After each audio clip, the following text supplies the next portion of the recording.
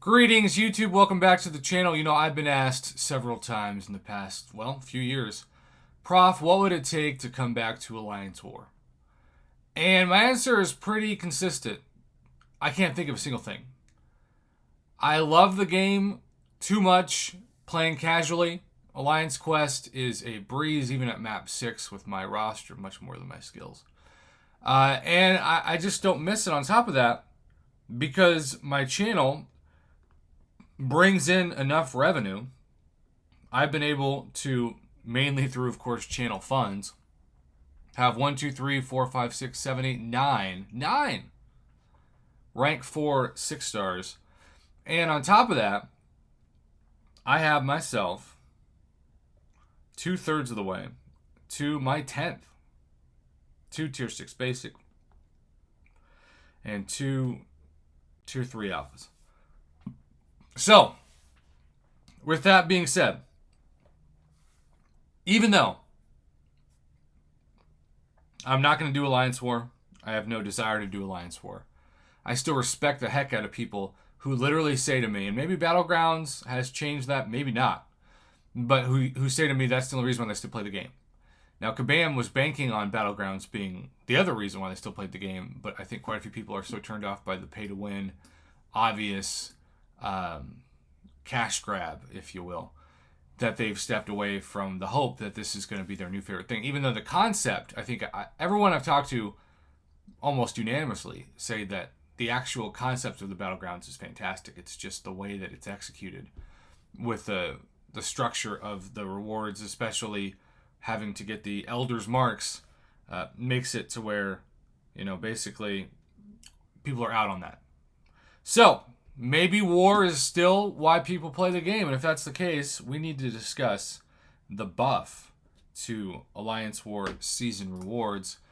And as always, there are warnings at the top of the page saying that they know that practice is bugged, and they know that the Grandmaster Gauntlet came back for some people, and that's also bugged, and some people got the rewards. Well, this has been corrected. The rewards update's been corrected. I was going to do a video on this yesterday, and then it got corrected, so I thought, oh, well, actually, this is better that I waited, because now I'm guessing it's correct. I don't know. So we see that we're officially in the preseason 37 phase that started yesterday, and that Alliance War season 37, I think I stopped at like season 8. Maybe it was longer than that, but it feels like it was season 8. It's been almost 30 seasons since I stopped playing.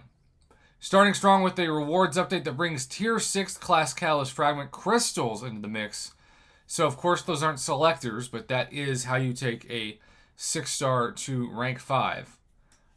Global bans, node updates, new tactic for the expert map. Rewards update is key. Season 37 Alliance War rewards are receiving a large update. As we mentioned in our Season 36 changelog, our intent is for Alliance War rewards to represent one of the best reward streams in the game. With this update, top Alliance War rewards will become the first recurring source of Tier 6 class catalyst fragments and will also be one of the better sources for rank 4 materials. Additionally, rewards have been updated for all other Alliance War ranks, providing a strong value proposition for all summoners to participate in Alliance War. Hard pass. Moving forward, we have more regular reward updates planned, and the community can expect smaller, more frequent updates in the future. Okay, this is crazy in terms of a table. So we're just going to go left to right. So you can see, starting at Gold 1, you get Tier 3 fragments and Tier 6 basic.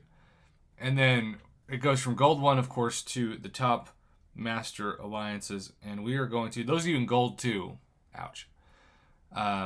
You can see 2 Tier 6 Class Catalyst Fragment Crystals of 25%ers for Master 1. That is a huge change. Now, if it's me, and I have a choice between throwing my time and money and units at trying to get one of the top Alliance War alliances or doing arena-style battlegrounds grinding, I'm going to choose Alliance War every time if I'm one of the best players in the game for a variety of reasons. You can see Tier 3 Alpha Fragments, 135,000. Tier 6 Basic, 171,000. Like, that is wild every season. And then you get the 50,000 6-star shards and the 2 class Nexus crystals. Now, what's interesting is a 6-star Nexus now goes all the way to Gold 3. But some of you told me that you were really hopeful before it was corrected that the 6-star Nexus would be in the silvers. And clearly that's not the case. Gold 3 is still the cutoff for the 6-star Nexus. So for those of you in Silver 1, that is a huge difference in rewards between Silver 1 and Gold 3. And so that's something you really need to push. It's also worth noting that there are Tier 5 class Catalyst, Fragment, Crystals, and even Selectors in the top 8, which, you know, better than nothing. You get the usual amount of Tier 5 Basic and Tier 2 Alpha, all the way, again, to the 5-star Nexus of, what is that? Silver 3?